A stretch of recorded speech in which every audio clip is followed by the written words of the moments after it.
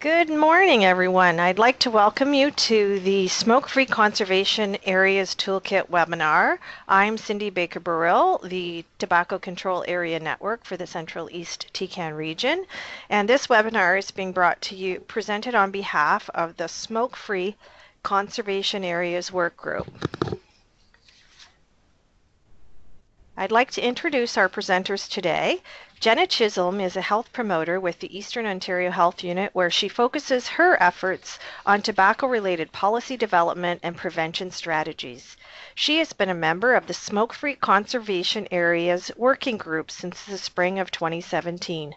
Jenna is part of the East CETCAN, who led the development of the policy progress measurement tool, which has been adapted to what will be presented today as the Smoke-Free Conservation Areas Toolkit.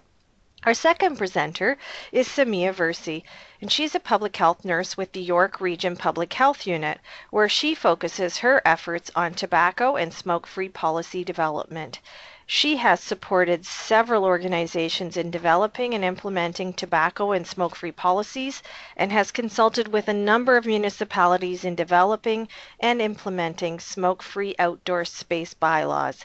She is the chair of the Smoke-Free Conservation Areas Working Group. Over to you, Samia. Thanks very much, Cindy, for the introduction. So Jen and I have the pleasure of presenting this toolkit with all of you on behalf of the Smoke-Free Conservation Areas Work Group.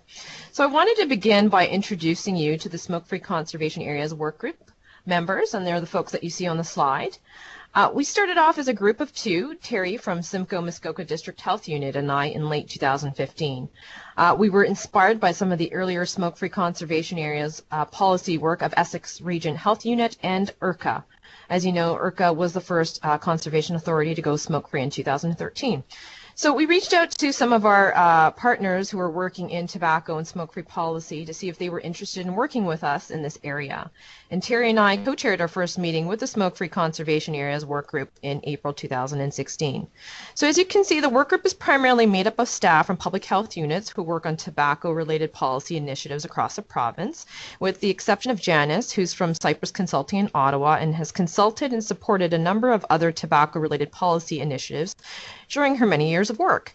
And more recently, we have the pleasure of welcoming Craig from Conservation Halton, who will be joining our working group and will be co-chairing with me. The toolkit that we're about to share would have not been possible without the dedication of all of our working group members. It's been a real pleasure working with all of them on this initiative. A special thank you to Jane Lewington from Conservation Ontario and some of our local CA partners like Essex Region, Hamilton CA, and Conservation Halton for your ongoing support for this initiative. So why the focus on smoke-free conservation areas? Well, for a few reasons. There is support and momentum to develop smoke-free outdoor space bylaws and policies that go beyond the Smoke-Free Ontario Act. And for those that are not familiar with the Smoke-Free Ontario Act, it came into place in 2006, where you could not smoke or hold lighted tobacco in all enclosed public places and enclosed workplaces.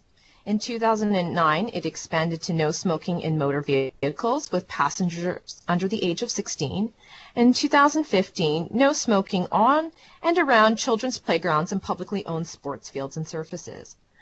And more recently, made the Smoke-Free Ontario Act applied to the consumption of cannabis, which would prohibit the smoking of cannabis in the same places where smoking of tobacco and the use of electronic cigarettes are prohibited. We've seen strong public support from those that smoke and those that don't for more smoke-free outdoor public spaces. And we've seen this sort of increasing trend over the years. We have seen more municipalities that have or are creating bylaws that go beyond the Smoke-Free Ontario Act to include other outdoor areas such as trails, parks, beaches, and other tobacco, smoking, or vaping products like electronic cigarettes. And more recently, cannabis. So last week we saw City of Markham, for example, prohibit cannabis use in public places.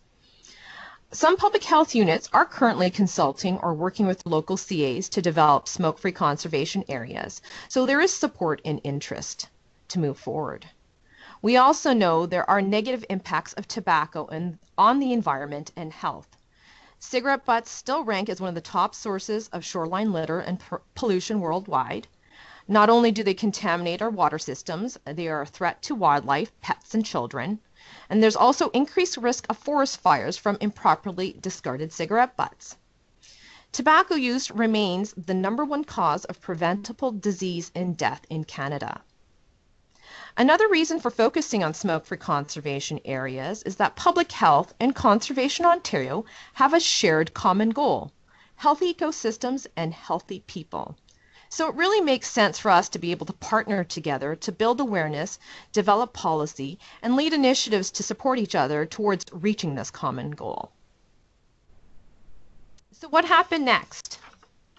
Well, there were a series of consultation meetings with Conservation Ontario and conservation authorities to do two things: to A, gauge interest in smoke-free conservation area policy development, as well as assess the needs of CA staff to be able to support smoke-free conservation area policy development. So the Smoke-Free Conservation Areas Work Group conducted presentations to Conservation Ontario and conservation authorities at various conferences and workshops in 2017. This would include the Conservation Authorities Communications Work Group of Conservation Ontario, where Terry and I presented in March of 2017. A few of our working group members also presented at the 2017 Laternal Conservation Symposium, as well as the C8 workshop in 2017. Surveys were conducted with conservation authorities through Conservation Ontario. One of the surveys that Conservation Ontario conducted was with the Conservation Authorities Communications Work Group in late April 2017. Surveys showed that 89% of survey participants at some level would consider a smoke-free or tobacco-free conservation areas policy. And more than half of participants surveyed indicated that they would like to receive support materials for exploring or developing smoke-free or tobacco-free policies. So our work group replicated what we had done with conservation authorities with our own public health units, and we wanted to gauge the interest in smoke-free conservation area policy development, as well as assessing the needs of our public health unit staff as it related to policy development in smoke-free conservation areas. So we did conduct a survey with our public health units, and 33 of the 36 public health units indicated interest and commitment to work with their local CAs on smoke-free policy development. And they also indicated a need for support resources on smoke-free conservation areas policy development. So the interest and need from Conservation Ontario and conservation authorities, coupled with the interest and needs from our public health units on smoke-free conservation area policy development, led to the development of the Smoke-Free Conservation Areas Toolkit. And with that, I will now hand the presentation over to Jenna, who will present on the Smoke-Free Conservation Areas Policy Progress Tool.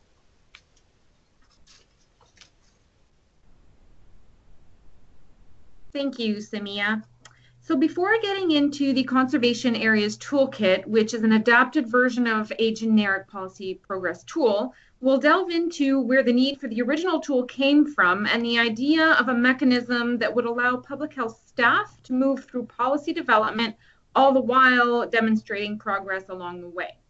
We'll share the steps that we took to get to the development of the tool, the intended use of the tool, which is one of an internal working document for public health unit staff working in policy development. And finally, we'll take a closer look at the tool and its features. Next slide, please. So to explain why the original tool was developed, here's a little bit about who was needing it. The East CETCAN. And like other TCANs, the East CETCAN is the regional structure for public health units across Eastern Ontario to collaborate on tobacco control, wherein regional projects work towards policy development. The East CETCAN had indicators to measure the success of their approach in policy development. However, they were lacking indicators to measure the progress towards policy development. So evaluation efforts were measuring the effectiveness of project approach and resulting policies, but this wasn't really telling us how we were progressing and how many factors can halt or advance efforts along the way. And because this can be a lengthy process, we needed to have something to show for all of what happens before policy comes into effect. Next slide, please.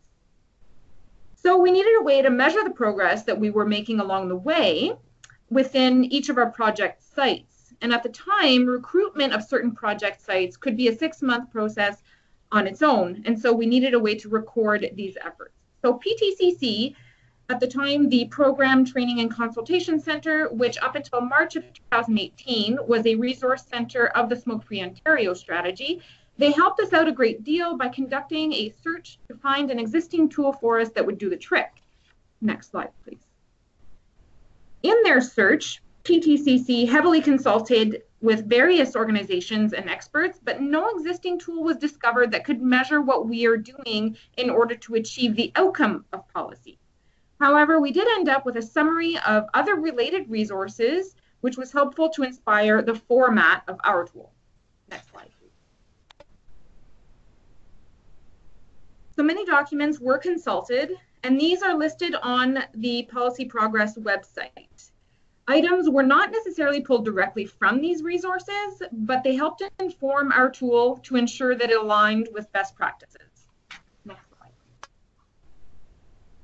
The goal in the creation of this tool was to have a way to demonstrate progress along the way with the work that we do come reporting time. And how we wanted to articulate this was in percentage form. So for example, our objective could be to progress towards policy development by 20% by year end. And the 100 steps within the tool convert very simply into progress percentage points. Next. So this here gives you a glimpse of the tool, and we'll explore it in more detail later on, but this shows you how the steps are laid out on the left in the color-coded section. Status and timelines are recorded for each step on the right, and with ongoing charting in the blank text boxes, this allows us to record and convey details and variances. Next slide, please. This tool was created thanks to a collaboration among agencies who were able to review and offer feedback on the tool, and these include Public Health Units, Public Health Ontario, and PTCC. It's still a live document in the sense that tweaks and improvements can be made to the tool at any time based on feedback that we receive, and the most recent version of the tool can always be found on the website. Next slide, please. So the Smoke-Free Conservation Areas version of the tool has been developed by the members of the Smoke-Free Conservation Areas Work Group to support public health units and our partners at Ontario and at Ontario Conservation Authorities in creating smoke-free policies for conservation areas. The toolkit uses the original policy progress measurement tool created by the CETCAN, and information and resources related to smoke-free outdoor spaces and conservation areas have been embedded into the steps of each of the 10 process categories. So the progress report columns have been left blank for public health units to input their progress related to this work, and relevant links and documents or templates that are referred to within the tool have been hyperlinked for quick access. And a special thank you to Conservation Ontario, Hamilton Conservation Authority, Simcoe Muskoka District Health Unit, and Hastings Prince Edward Public Health for providing feedback on this toolkit. Next slide, please. So as described in the previous slide, where possible, we tailored sections within the tool by expanding on certain steps. Next. This here gives you a glimpse of what the sections look like once they are populated with information specific to conservation areas work. Next slide, please. As an internal working document, it guides a policy change project and captures the progress to facilitate reporting. So basically, the tool allows for ongoing charting of the progress within each step, and the user assigns a status to each step, be it either not applicable, in progress, incomplete, or complete. Next slide, please. This tool encourages a comprehensive and consistent approach to policy development. However, acknowledges that there are many valid and appropriate approaches one can take within each step. So for this reason, certain steps link directly to specific supporting tools while others do not. There are supporting tools and documents available for download on the additional support page of the website. And should there be turnover or should the policy work be taken over by another public health staff member, this tool offers a way to look back on the work that's been done and continue the progress. Next slide, please. There may be a very wide variation in the amount of work necessary for each of the 100 individual steps. Likewise, no two public health or public health policy change projects will require the same amount of work. For example, in some projects, the stakeholder recruitment steps may be the heavy work, while in other projects, it may be the education piece that is the heaviest. So this tool doesn't assign importance to certain steps over others, but rather it's simply designed to offer public health staff a way to show progress in the policy change process using the charting and 100-point checklist system. So this allows them to track their progress towards 100% completion. Next slide, please. In order to measure progress, we need to know what we're measuring. And so when reviewing the resources and documents consulted in the development of this tool, processes were grouped in according to their theme. And this became their progress category. So those working in public health policy development constantly adapt to changing situations. And we know that policy development is not a linear process. So likewise, the steps outlined in presented in this tool are not strictly meant to be followed in the order that they appear. And it may also mean that actions within multiple steps are ongoing simultaneously. Next slide, please. There are several steps within a process category, and not all categories have the same amount of steps, but each step contributes to the purpose of that category. Next slide, please. In public health priority setting, these steps help us see where the issue stands in terms of the internal public health unit priority and operational plans. Next. When looking at the internal public health needs assessment, we want to know if this is enough of a priority to move forward, then is there public health unit staff capacity to work on this? And is policy the appropriate way to address the issue? Next. Now that we know what it means for us at the public health unit level, we need to explore what it means to the community. So this would be the external needs assessment. Who the community is could be the general community we serve, could be a specific group of the community who is living an identified problem. And given that today we are featuring the Conservation Areas Toolkit, our community could be the conservation area itself, as well as their visitors. Next. When policy planning, it's important to know where you're going with the policy change project, but remain flexible and adaptable. It's important to recognize that from a public health unit perspective, your goals and objectives may not be the same goals and objectives as that of the community, or in this case, of a CA.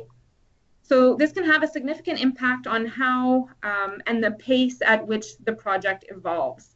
An example of differing goals may be my public health unit or CETCAN goal is to increase the number of conservation areas with smoke-free policies, while the conservation areas or their community's goal is to increase their image as a socially responsible community leader in environmental health.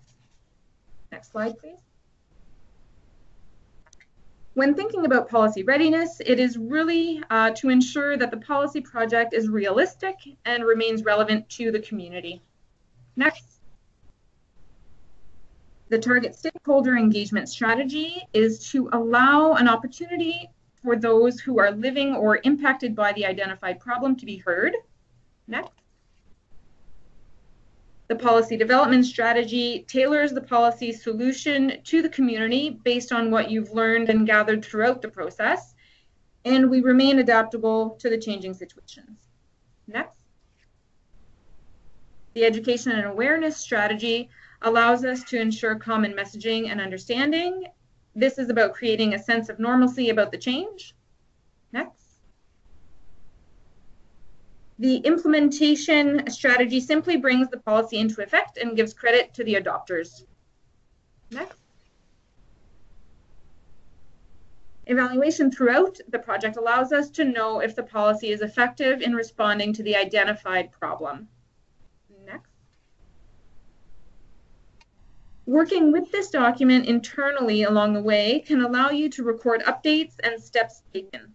The tool is in Microsoft Word because in consultation, this was identified as the program that people prefer and are most comfortable with. Next slide, please. This header allows the project lead to identify the working document with a project name. Next. There's also a space to identify who the project lead is on the right side of the header. Next. The process categories are identified in the far left column of the document. They do appear in a linear fashion. However, as mentioned previously, the steps presented in this tool are not strictly meant to be followed in the order that they appear. There may even be multiple steps that are ongoing simultaneously. Next. This is your documentation section to capture pertinent information, actions taken, responses received, and any variance can also be recorded in this section. For example, if the status is deemed as not applicable, then you can indicate why in the charting section. Next. This section also allows you to include a start date of your actions within the step and an end date, or if this is still ongoing, then it would be the date of last entry. Next. And here is your drop-down menu to assign a status to each step. So the status may be in progress if you've started. You might be actively working on this step, or maybe it's on hold for now, but some progress has been made. Complete if you have done it. Incomplete if it hasn't yet been addressed. And not applicable would be for the steps that you have looked at, taken into consideration, but have since deemed not necessary for this particular policy change project. Our group feels that it is important to capture the status of each. Even if deeming a step not applicable in a particular project, it demonstrates that it had been looked at, considered, and can be justified in the documentation section. Next slide, please. At the end of the tool, there's a section for a summary report. Next. This is also where we find the totals or percentages by status. A completed tool offers a background detail about the project from start to finish. And with that, we are able to pull lessons learned. Next. So because we're working with a Word document, we are talking about a manual calculation, but given that there are 100 steps, this easily converts into percentages. So here's a basic example. Let's say that at the end of year 1 of a 2-year project, you have 10% in progress, 70% complete, 10% incomplete, and 10% not applicable. This would indicate basically that there has been a 90% progression in year 1 because only 10% of the steps were left untouched or incomplete. Next. And so this would mean that in year 2, you will be aiming to move the remaining 10% from in progress to complete, and to move the remaining 10% from incomplete to complete or not applicable if that's the case. So this would indicate that you have a 20% progression rate in year 2 because it's 20% of the steps that have had a change in status. Next slide, please.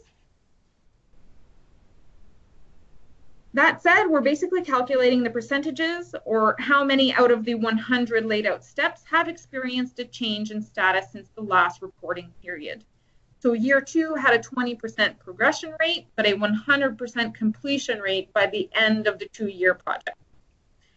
And now I'll give the floor back to Samia, who will explain how to access the Smoke-Free Conservation Areas Toolkit. Thanks, Jenna. So policyprogress.ca is the website that houses the Smoke-Free Conservation Areas Toolkit, which includes the Smoke-Free Conservation Areas Policy Progress tool that Jenna shared, and a number of support resources. Here you can also find the documents consulted in the development of the tool.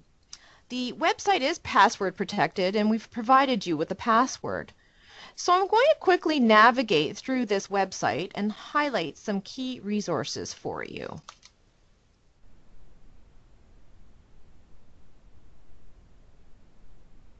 So this is the Smoke-Free Conservation Areas Toolkit website. Here you will find a copy of the tool that Jenna just talked about, the Smoke-Free Conservation Areas Policy Progress tool.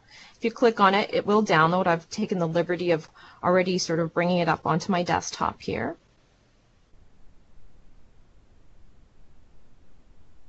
So as Jenna discussed, the progress report columns have been left blank for public health units, together with their partners, to input their progress related to this work. Relevant links, documents, or templates have been hyperlinked into the tool for your quick access.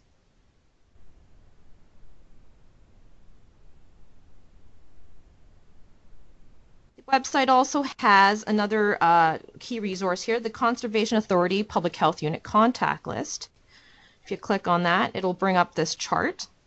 And what it is if you are interested in smoke-free conservation areas policy development and you're looking to find out who to best connect with, this is the list you can refer to. A policy tracking database has been built into the contact list, and it will be updated periodically and uploaded onto the Policy Progress website, so you'll have access to the most up-to-date list. The great thing about this contact list is that it can provide you with the opportunity to network with other public health units and conservation authorities to see what they're doing with respect to smoke-free conservation area policy development. The other document that I just wanted to highlight as well is the smoke-free CA social media messages. I've already brought it up here. And these are pre-developed tobacco and environment messages that you can use, adapt to complement any of your policy-related education and awareness initiatives. Suggested health promotion and environment awareness dates have also been noted in this document. And more recently, wanted to share with you an infographic, and it's just recently been uploaded. I'll just bring it up here. And this is our infographic for the general public on smoke-free conservation areas. A special thanks to Max Snyder from Simcoe-Muskoka District Health Unit for designing and developing this infographic. We are actually in the process of developing an infographic for building the case for smoke-free conservation areas for Conservation Area Authority board members, as this was indicated as a need from both our CA and public health unit partners. So this Conservation Areas Toolkit is a dynamic document. As more public health units and CAs use it, we will upload additional sample support documents as they become available. So that brings us to the end of our presentation, and I'll hand it over back to Cindy to sort of wrap up. Thank you, Samia and Jenna and the work group for such an amazing amount of work and a great tool to have moving forward. So you will be able to access this webinar recording on the Central East TCAN YouTube channel. We will also send you a direct link to the channel. And if you want to connect with your local conservation authority or your public health unit, there's an up-to-date list that Samia just reviewed. And please email anybody on the working group list or your conservation authority or public health unit if you have any questions or have a desire to move forward. Thank you, everybody.